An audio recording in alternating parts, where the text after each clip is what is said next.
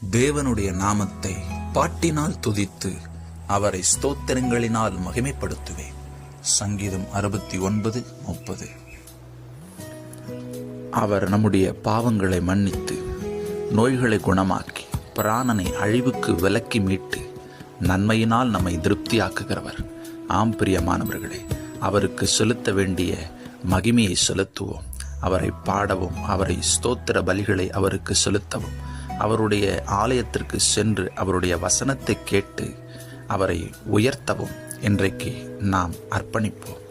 அவருக்கு மகிமையை செலுத்தும் போது தேவன் தம்முடைய ஜனங்களை ஆசீர்வதிக்கிறார், தம்முடைய ஆவியினால் நிரப்புகிறார், தம்முடைய வல்லமையாலும் ஆற்றலாலும் தம்முடைய ஜனங்களை நிரப்புகிறார். ஆம் பிரியமானவர்களே, தம்மிடத்தில் அன்பு கூறுகிறவர்களை, தாம் செய்த நன்மைகளை நினைவு கூறுகிறவர்களை அவர் ஆசீர்வதிக்கிறார். அவரை மகிமைப்படுத்துங்கள்.